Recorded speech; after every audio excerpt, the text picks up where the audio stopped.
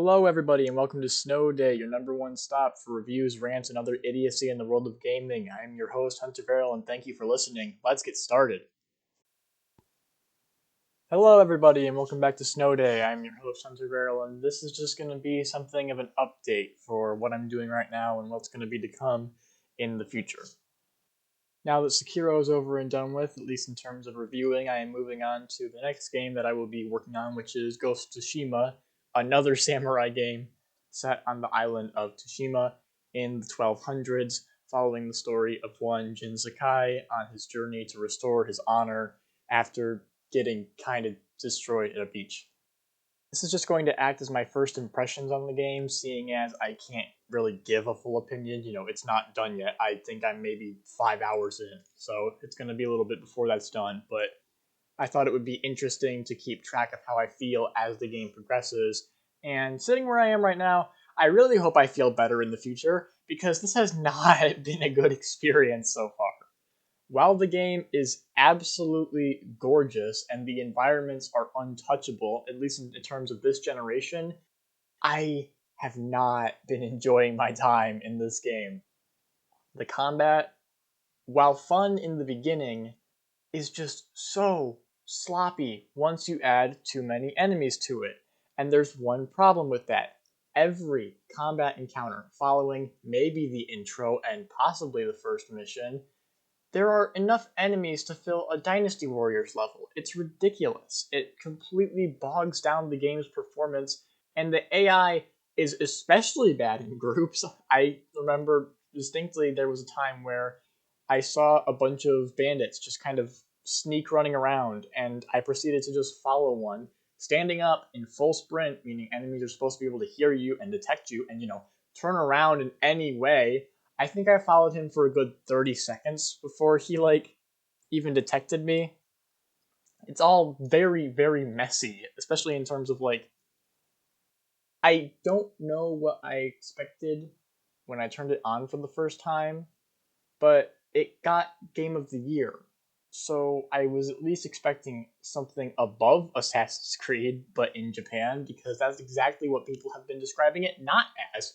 I have had people explicitly say, hey, it's not Assassin's Creed just set in Japan. But I couldn't disagree more, at least for the time being. There are trailing missions, the worst thing to ever touch video games. You are holding the joystick up and then occasionally letting go because the person stopped walking. They are not fun. They are not engaging. Take away the eye candy graphics and you have nothing. There's a reason that non-AAA games without state-of-the-art graphics, incredible motion capture, don't use trailing missions. It's frustrating to even think about, but it was even worse that it was happening in the games. And there are two in a row. Two main missions in a row are trailing missions. The first one, I think, just the part where you're trailing, you're holding up, is like 4 minutes long. It's horrendous. The idea of having a game that's long but is built upon these kinds of experiences is ridiculous. That brings me into my next big problem with the game, which is in the terms of exploration and how it connects to missions. By having this open world, which is entirely unnecessary despite its beauty, you have to get on your horse, ride to where the mission is, and then from the mission point, ride to where the actual combat encounter happens. Because, I'm not mad about this, but all missions are going to go one way. You are going to talk to someone, you're going to walk for a bit, and then you're going to fight someone. At least I don't mind the last bit. I very much mind having to ride to an area just to continue to ride somewhere else. It becomes horribly tedious in longer sittings because of how much time you realize you're just staring at the screen. And again, it's really pretty. I get this. It's beautiful. It's gorgeous. I love it. Mwah. It doesn't matter because the gameplay isn't there to back it up. Graphics do not make a game. Game makes the game. Gameplay makes a game. Keyword. Up on the combat again. It has some very big influences, but ones that I'm not entirely annoyed by because of how well they're carried out. It has some Sekiro-style deflections by pressing L1 at the right time, and it has stances like from Nioh. Nioh being another Soulsborne game, which is honestly much better than this. But we're reviewing Ghost, so we're going to be talking about that. essentially different stances work best on different characters, like how one stance is better against swordsmen and another is better against shieldmen, depending on the moves that you use. Different stances have different moves, which can all be upgraded. And then we have to talk about upgrades. Oh my god. There are so many upgrades, and most of them are just ridiculously like. Okay. I understand that there's the overall idea of becoming stronger in a game as you progress in order to make things feel better in terms of progression. At the same time, locking away very basic parts of the game behind technique points is not the kind of thing that I would consider to be good game design. Again, it's my opinion. But when you have things as simple as, doing the best part of the game, showdowns, locked behind a technique point, and then proceeding to have to use multiple ones to be able to do more showdowns, it's kind of ridiculous. But allow me to explain. After being detected by enemies in a combat scenario, you can press up on the D-pad in order to initiate a showdown. The game's one trick, the one thing that makes it entirely unique. I think. I've just never played anything else with a similar mechanic. Then again, it's not a lot, but it's probably the best part of the game in comparison to what else you've been doing the whole time.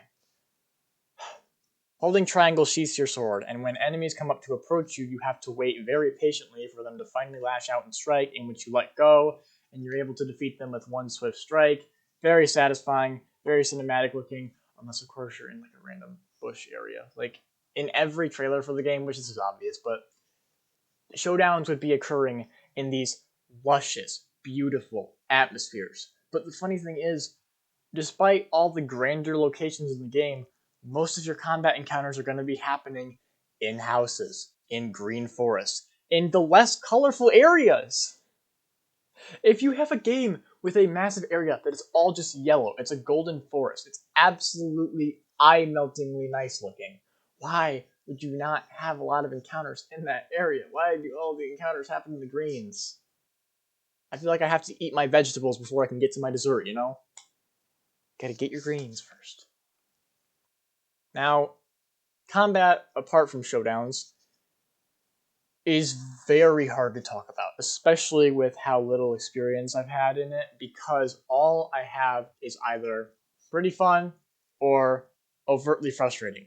Allow me to explain. The main point of combat is to dispatch tons of enemies at once or one at a time through stealth. The problem with this being, this is a samurai game, and I want to be a samurai who does samurai things and does not hide like a coward, and I understand. It's called Ghost of Tsushima. You are very much meant to act like one, but the stealth isn't fun.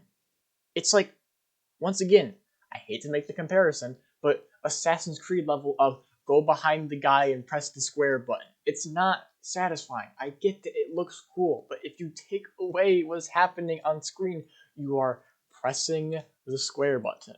And there's not even like a whole lot of sound design to make yourself feel good about it. When you sneak up behind someone in Sekiro, it just feels different. There's this big rounding bong that happens whenever you land a death blow, and everything just completely works together in order to make that R1 tap feel so much more important than pressing square in Tsushima. It's impossible to explain, but it just feels so much better.